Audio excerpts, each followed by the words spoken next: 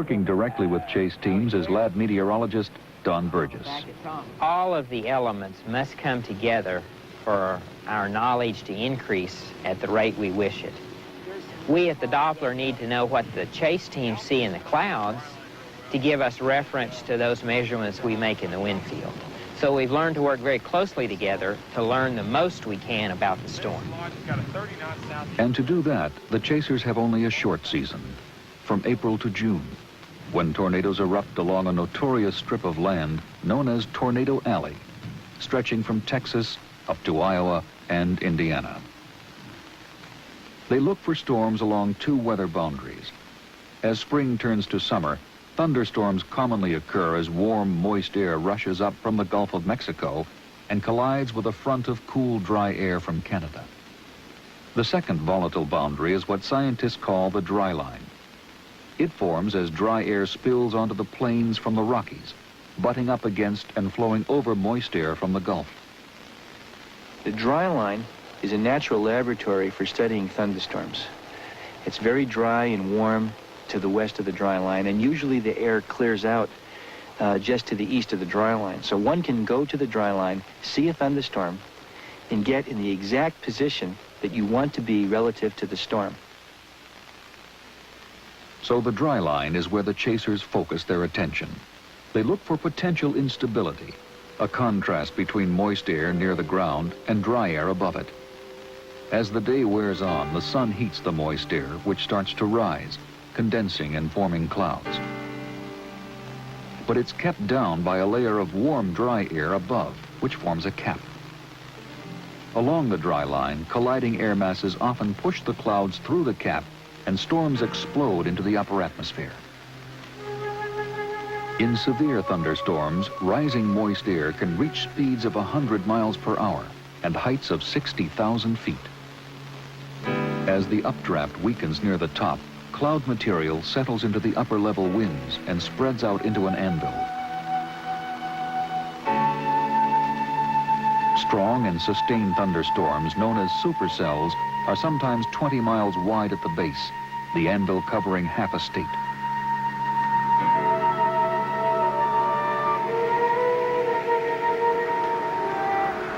A small fraction of these big storms interact with winds moving through their environment and rotate as they grow. They are called mesocyclones, the birthplace of the tornado. Trailing down rope-like from the storm, a tornado is usually destined to die as abruptly as it appears.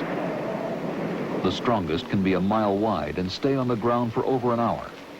Winds swirling into their base can exceed 250 miles per hour. No other natural phenomenon produces winds this strong. For the scientists who chase them, tornadoes are mysterious, awe-inspiring, even beautiful. On one unforgettable day in 1981, the chase team saw 9 tornadoes. Oh, what's it like to see a tornado? It's an incredibly exhilarating experience. The first tornado that we saw on 22nd May 1981 formed and dissipated in the classic style. It began as a whirl of dust underneath the wall cloud. Soon the condensation funnel began to form and then connect with the dust whirl. The tornado assumed a rather sinuous or elephant trunk type of shape as it went across wheat fields. In fact, there were times when the red dirt from the fields were sucked up all the way to cloud base, and the tornado was just enshrouded in a red cylinder. It's a display of nature which is extremely rare, extremely violent, something which not too many people have seen. It's very fleeting. Getting this close to one of nature's most awesome performances is an amazing accomplishment. Over a possible range of 125,000 square miles, the chasers wound up here at precisely the right time. The morning of May 12, 1985. The first stop for the chase team is here at the lab, where weather data from many sources are pooled together. It's possible that what we'll do is we'll get an occlusion, dry line coefficient occlusion count and border descending. The graduate students, guided by Bob Davies-Jones, become detectives. They piece together clues that might tell them exactly where, within their 200-mile range, tornadoes may appear later in the day. The Doppler system can see a tornado about 20 minutes in advance. But the chasers must gaze hours into the future, so they can be there when the action takes place. I'm scared about going south. The stuff that the wave lifts north. It's a long drive. Several miles away at Oklahoma University, Howard Bluestein and his crew are making similar choices. For Howie, this is a fascinating process of weaving together the atmosphere's intricate and sometimes obscure patterns. We'll move off to the northeast at 35. Intercepting severe thunderstorms is partly a science and partly an art. We know we need potential instability, moisture, but these conditions often persist over broad regions. The trick, and I say trick, is to try to determine over what localized regions will the severe thunderstorms actually occur. At this point, forecasting becomes somewhat of an art. People who look at weather maps day after day after day notice that certain events seem to be correlated with the formation of severe thunderstorms. What I like to do is take some of this art, noticing that there are certain relationships in the weather map between certain features and the occurrence of severe weather, and then after the fact, going and trying to determine why these features are related to severe thunderstorm activity. Good morning. We have an interesting severe weather situation developing today. Also on May 12th, the same large-scale weather patterns are being monitored at the National Severe Storms Forecast Center in Kansas City. The strong subtropical jet runs across Texas, and the polar jet comes across Kansas and Iowa. The job of these meteorologists is to predict severe weather anywhere in the continental United States and alert the public by issuing a watch. West Missouri. Right now, they notice an explosive situation in Tornado Alley. In this satellite image, the red shows a sharp contrast between moist air near the ground and dry, cool air above it. The atmosphere is potentially very unstable. Tornadoes could form anywhere along a 300-mile dry line, running from Oklahoma City down to Wichita Falls and Abilene, Texas. The question for the chasers is how far south to go. The answer in Howie's mind, not far at all. His plan is to watch for storms just south of Oklahoma City. Hope so. I checked the room. Did you hit the auto line? Yeah. But if storms become severe down in Texas, he wants to be in position to go after them. See, the thing is, I think our winds are backsliding. Leaving shortly after noon, Lou and Lance have committed themselves to going south all the way to Texas. The entire year's research depends on data they collect in these few short weeks. But this season, tornadoes have been fewer than usual, making the race against time and distance even more critical.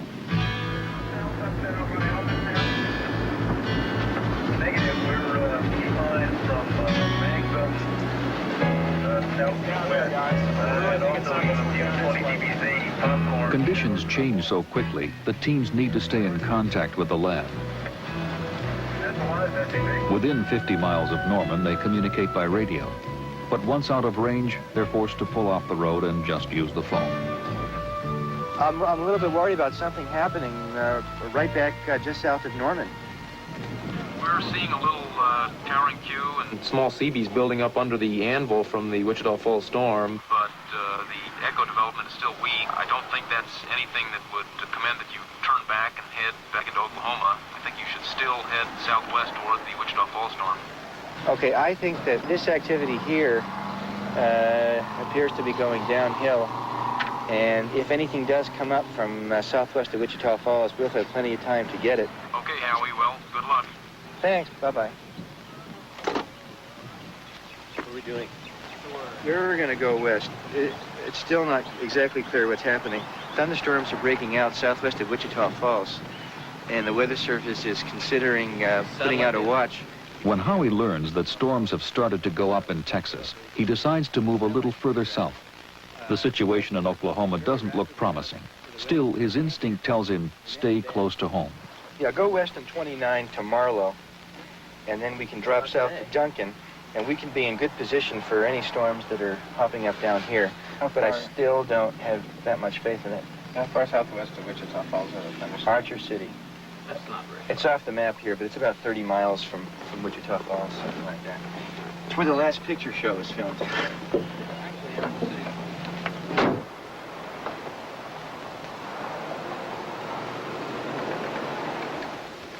3:25 p.m. In Kansas City, the Severe Storms Forecast Center issues a watch for northern Texas. Yes, Fort Worth, this is Kansas City. It seems that the development around Abilene is going to become severe soon, and we probably should issue a severe thunderstorm watch. And what we have indicated here is a watch that extends 60 miles east and If west. dangerous weather materializes, it's up to the local branch of the Weather Service to warn the public. Lou and Lance are heading for the watch area, hoping to get Toto there in time. They make a quick decision, gambling on a shortcut to Wichita Falls. For storm chasers driving long distances over unfamiliar roads, the risk of getting lost is ever present. Are you looking southeast or southwest? I'm looking southeast. West. West. Southwest, Lou. No, I'm looking over there. That's southwest. We're going... No, it isn't. It's east of the road. The road goes southwest. We're going south right now. What do you say? That's southwest. That's southeast. This road goes southwest. This road. Hold on, Bob. I've got a directions problem here. 65 going south. We're not on 65 yet. Here we are. I think you mean about 310, don't you? Yes. 4:30 p.m. Howie is still in Oklahoma, about 70 miles from the lab and 50 miles from the Texas border. He spots a cloud that has broken through the cap and is widening at the base. It could be the start of a thunderstorm. That tower. We have somewhat of a dilemma right now. We're right along the back side of the deep moisture. We've been measuring the temperature dew point outside the car. You can see the edge of clouds right over here. The towering cumulus cloud went up and looked very good. Looked as if it might become a thunderstorm, but then it died. We also have a thunderstorm way off in the distance to the southwest, somewhere near Wichita Falls. And we really don't know whether that particular thunderstorm is getting the deep moisture or not. What we really need to do right now is to get a telephone, call back to the lab, and find out what the storms to the southwest look like on radar. Hello, Oklahoma City. We are seeing development of severe thunderstorms across the Red River into Oklahoma now, and we think that the activity will develop towards Oklahoma City, and so we propose... There's now a tornado watch that includes both Oklahoma City and Wichita Falls, Texas. It's 7 p.m. Howie must commit to one of these options. New cells are forming right along here. They're just not very well organized. And I'm going to try to see whether or not any of the storms which we passed by to our west earlier are coming up. Tornado watch. Howie learns from the lab's radar that the Oklahoma storms are still weak, while the Texas storms continue to build. Let's go a little bit further. Let's get suckered a little further southwest. He has reached the point of no return. He must go south or risk seeing nothing.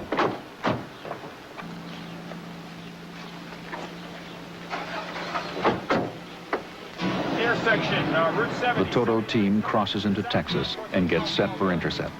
Lance, you need to get both Nestle 2 cameras out of the silver case back there. Okay, we're a couple of miles from the city intersection at 79 and 70. Okay, Roger, we're crossing the Red River. Okay, we're right behind you, 200 yards. Howie's team is moving for the clear air at the rear of the storm, the best place to see a tornado if it forms. But to get there, they must travel through a curtain of rain and hail. You're coming to downtown Wichita Falls? Fine, 281 Even with south. the uncertainties of forecasting severe weather, the teams are within minutes of the largest storm in the watch area. What about taking 287 southeast? But there is no guarantee that it will produce a tornado. See what I'm looking at here? Yeah. In the clear air behind the storm, Howie's team searches for signs of rotation, the mesocyclone that may produce a tornado. If one were to form, it would form somewhere over there about 3 miles away. But the right ingredients have just not materialized. Yeah, I get out. Several miles away, right underneath the storm, Lou and Lance are in position to deploy Toto. Whether or not a tornado appears, they risk encountering the greatest danger to storm chasers, deadly lightning. If it's going to do anything, which I'm not so sure it's going to, it's about 30 to 40 minutes away. So we need to position ourselves 30 to 40 minutes from now And I would guess, it looks to me like it's almost... With the team still in Wichita Falls, radar at the lab picks up strong storms near Oklahoma City. The information is transmitted to the Weather Service, which issues a tornado warning.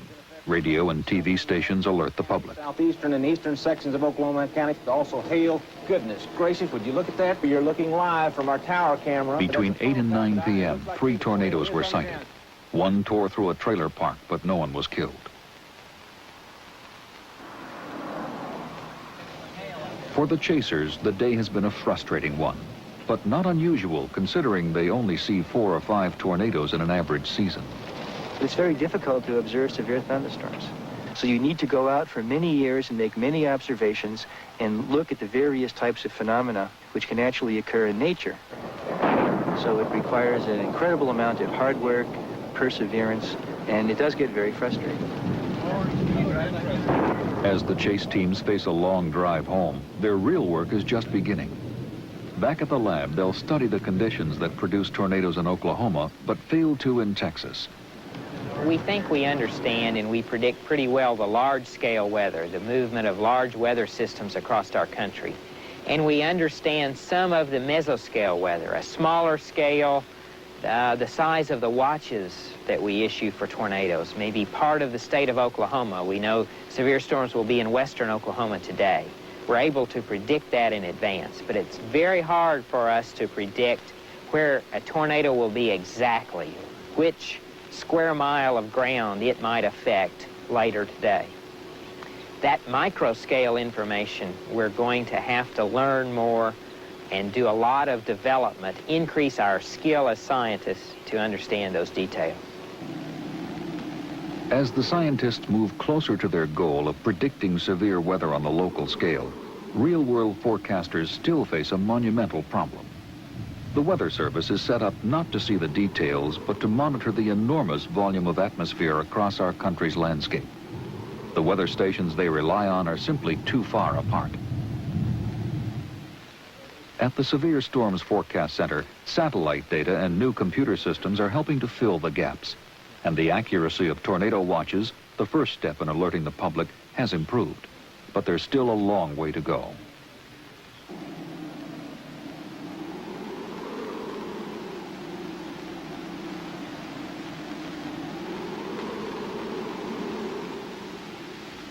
The problem of such large-scale predictions was underscored on June 8, 1984. A tornado watch was posted for all of southern Wisconsin. Most people in the small town of Barneveld treated the stormy night like any other. It was really windy all day. And I remember sitting in the living room talking to Mom, watching TV, and saying that we're really going to get a storm because it's so windy. And it was just windy all day. I never got out here during the night. We got about 3/4 of the way out here, and we met a young man from out in this area, and he said, "Don't go out there." He said, "It's all gone." And I said, "What do you mean it's all gone?" He said, "It's all gone." Well, I said, "What about the church?" He said, "It's flat." Just before 1 a.m., a tornado roared through town. 90% of the homes were destroyed. Nearly half the 500 residents were injured. 9 died. I had to work early the next day, so I went to bed like about 9 o'clock. And it was it was windy out then. And then Laura woke me up about 9:30 and said that there was a tornado watch out until, I think she said 11 or 12. So it's a big deal. We've had them before. Michael was already in bed with us that night. And Matthew was in his bed. And both the boys shared a room. And Matt started crying and stuff because I don't know, apparently they've always been afraid of the thunder and lightning, especially in the middle of the night. So I went in and got Matthew and put him in our bed and laid him down, and then I went to the bathroom, and we had a bathroom right off of our bedroom. And before I ever got done, I could hear the houses and stuff crashing behind us. I ran out and told Charlie to grab Michael and go to the basement, that there was a tornado coming. And I've never been in a tornado before in my whole life. It was the loudest crash of thunder that I'd ever heard. It was kind of strange because normally in a thunderstorm, you hear the wind blowing or you hear the rain hitting against the side of the house. And all of a sudden it was just dead quiet. It was the most sobering quiet that I had ever encountered. And then the next thing you know, there's a roar, and the roar didn't give you any time to react. I thought for sure that a jet plane was going to crash. There was a real peculiar kind of a pressure. The pressure was so great, it's almost like the house expanded and then almost came back together again. The next thing, I was knocked to the floor, and debris started flying. And of course, at that time, as soon as that happens, you think right away, tornado. All I remember is like 2x4s snapping. It must have been as it was taking the houses behind us, because I remember 2x4s snapping, just snapped like toothpicks, you know. You could hear 2x4s snapping and glass shattering.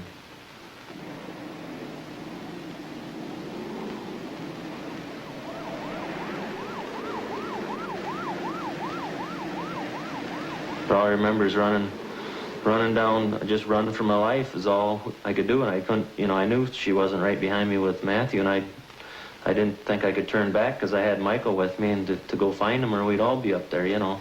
So I just ran down to the north wall, and Michael was kind of hanging around my neck, and I just kind of put him in front of me and put my elbows right up against the cement wall, and then it was over with in a few seconds. And as soon as we stepped off the main foundation of the house, that's when it hit.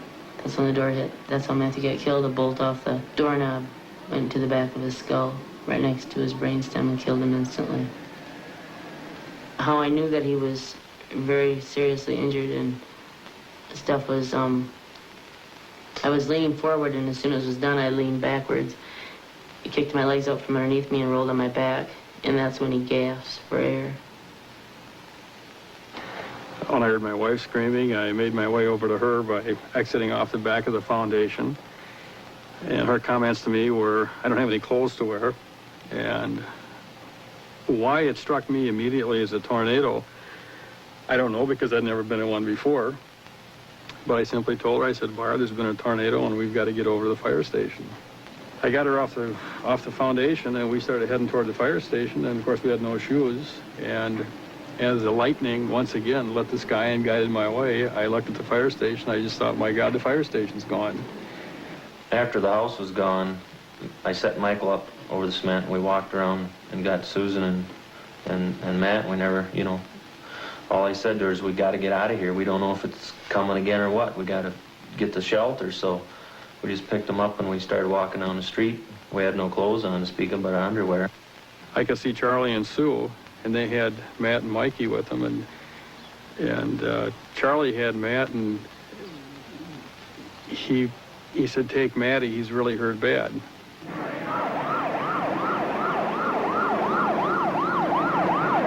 There was 5 doctors that worked on Matt, and I knew by the time he ever got into the ambulance and left that he was already dead. I remember the rain. Cold rain just poured. Dark.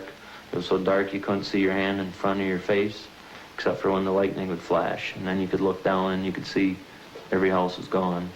That's all you could see as we walked down the street. Every house was gone, just flattened.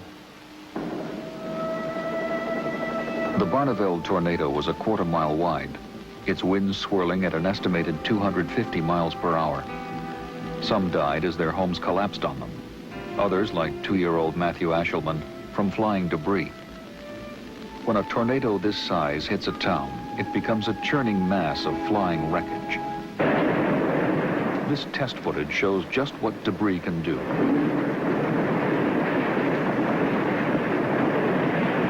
The wind by itself is enough to tear most ordinary houses apart. It can easily lift a weakly connected roof from the house. The walls then lose their support, and the entire structure collapses. But a low-cost reinforcement of the roof-to-wall connection using a simple metal clip can make all the difference.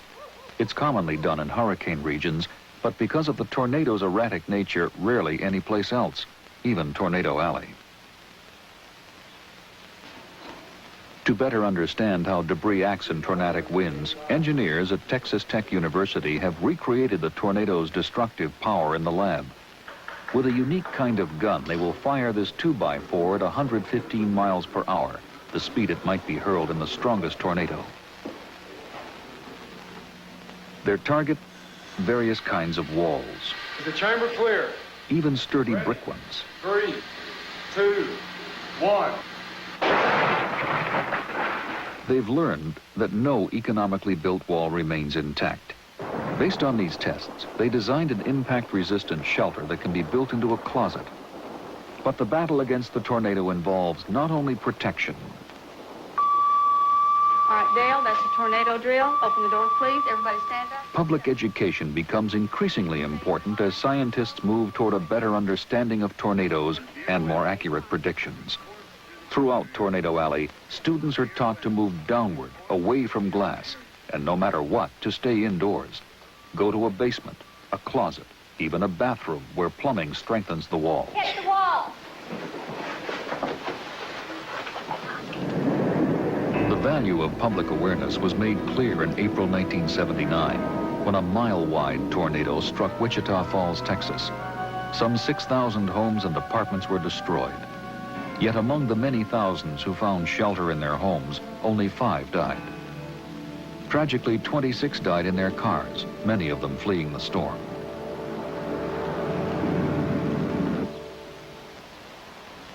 The Barneveld tornado struck in the middle of the night, too suddenly for anyone to prepare for it.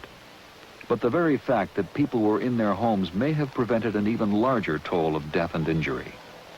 A year later, the town has been rebuilt, but there remains a shattered sense of security. It's not one thing happened. It's not like that. It's everything happened. You know, your business is gone, your town's gone, your school's gone. Just your house is gone, everything's gone. Part of your family's not here anymore. And there used to be so many kids out here. Now afterwards, there's hardly any kids anymore like there used to be. There used to be a slug of them. Because some moved out, some moved to other towns, and it's just a total change, I guess. Before, we really never even had any alarm come into our lives at all when we heard of a tornado watch. But now, of course, when we hear the word tornado, it brings up a whole array of pictures in our minds. And my dreams in the first 3 months were never of tornadoes, but of utter confusion. Nothing ever came out right. And I think that was what people had to live through. They had nothing under control. When it gets nasty, I get scared just like, you know, really bad when it's a lot of lightning and it's windy. And it's kind of like that night started out. And I get nervous watch the clouds, and the old heart's going 90 miles an hour, and I'm right at the top of the stairs wondering if I should go down, and it's scary. I think that's the biggest thing that happened for this whole community. Their sense of well-being, of safety was blown away, literally. They're vulnerable. We found that the parents were really having as much trouble, if not more, than the kids were. Kids tend to express it. Parents tend to try to be strong. Parents would say, I want us all to feel fine again, so let's just not talk about it. And I know from a counseling standpoint that it's important to share and talk about it and to get it out. Across America's heartland, towns like Barneveld live under the shadow of sudden and unexpected disaster. To make matters worse, tornado warnings are plagued with false alarms and chronic lateness. On local radar, the Barneveld storm looked like any other. Only after the tornado was reported did the Weather Service issue a warning. And by then, rescue workers were already pulling people from their destroyed homes. If the public is to be warned of tornadoes reliably and further in advance, weather technologies will have to be updated. About the time of World War II, we learned that we could take a beam of radiation, send it out, bounce some of it off of raindrops, get it back at a receiver, and measure that power amplitude. And that's what we have with conventional radar. This system shows us how heavy the rain is. We're going to get 1 inch of rain or 2 inches of rain from a thunderstorm, but it's hard to use that information, and this is the way we've been since about the time of World War II, to say, where is a tornado going to occur? With a Doppler radar, we get the exciting new prospect of seeing the winds and maybe rotation up in the storm that might produce a tornado. This new radar is based on the Doppler effect. If the wind is moving away from or toward the radar, the signal will bounce back at a different frequency. The greater the difference, the greater the speed of the wind. When we look at the Doppler display, it becomes much easier to see areas of circulation. All of the red colors are flow away from the radar. The green colors are flow back toward the radar. And right at the center, there's a very dramatic color shift. We have a little red in the green and a little green in the red. Together, these colors show a signature for rotation. Right in this area. The tornado's signature on the Doppler screen was discovered as a result of chasers' observations. In May 1981, this strong tornado was tracked on radar and followed by chase teams near Binger, Oklahoma. And on the Doppler radar analysis, there was a small anomaly. It was not known for sure that it represented a tornado, but by going back and getting the times of the chase team's observations and the places where the tornado was along its path, so what would look like a glitch in the data, turned out it correlated exactly with where the tornado was. So it was the signature of the tornado. She's bubbling. What do you have? Yes, it's firing along the edge. A year later, for the first time, the Weather Service in Oklahoma City began using Doppler radar from the Severe Storms Lab to issue warnings to the public. There is now a plan to install these advanced radars across the country. The system is called NEXRAD, Next Generation Weather Radar. It will cost about $1 billion, but it could help reduce the huge costs exacted by severe thunderstorms and tornadoes. 500 lives and as much as $1 billion in damage each year. Mike, Ed, got a warning for you. Dick, you might try to get a hold Enid OHP, Stillwater PD, this is Oklahoma City weather. We're issuing a severe thunderstorm warning. Energy radio, WR5 ABW, this is Station 1. Persons in Covington, Enid, and Breckenridge are in the path of these storms and should be prepared for large hail and high winds. All right, we're putting it on the air now. Doppler radar helps with warnings on thunderstorms in several ways. First, it increases the lead time. With our conventional system right now, without Doppler, lead time is maybe 0. The tornado is formed before the warning occurs. With Doppler, we can get an average perhaps of 20 minutes lead time, time for people to take shelter. Also, the warnings with Doppler are more accurate. There are many fewer false alarms, perhaps 50% fewer false alarms. That will allow the public to have more confidence in the warning, and they will be more likely to follow through and take those precautions that might save their life. Here in Boulder, Colorado, is an experimental forecast center of the future. If tornadoes are ever to be predicted more than minutes in advance, it will be at weather stations like this one. The thing we were worried about is getting this first cell Using a out. network of closely spaced observation posts, meteorologists here monitor the subtle atmospheric changes that may be associated with severe weather. They employ all the newest sensing technologies, including Doppler radar. And powerful computers allow them to display and manipulate information as never before. This image from 1884 is the first photo ever taken of a tornado. Historically, the subject of endless myth and speculation, tornadoes were once thought to cook potatoes in the ground, even fuse coins in people's pockets. A recently published idea held that tornadoes drew spin from vehicles passing on highways. More credible theories have had to do with electricity, hail, even the Earth's rotation. If you have a tub of water and you let it still for maybe 2 days, and very carefully remove the plug and let the water drain out. And it's been shown in the laboratory that you will get a vortex which has the same sense of rotation as the Earth. A tornado would require about 3 hours to form by this mechanism, and they seem to form much more rapidly than that. In this day in history, Out of systematic observations made in the past decade, a body of new theories has emerged. The mystery of the tornado is being reduced to a few key questions. It would be awfully nice to release a track, a sounding right along the dry line right now. And then the convection gets... One of the basic questions we ask ourselves is why don't all thunderstorms rotate, and why don't all those rotations or mesocyclones produce tornadoes?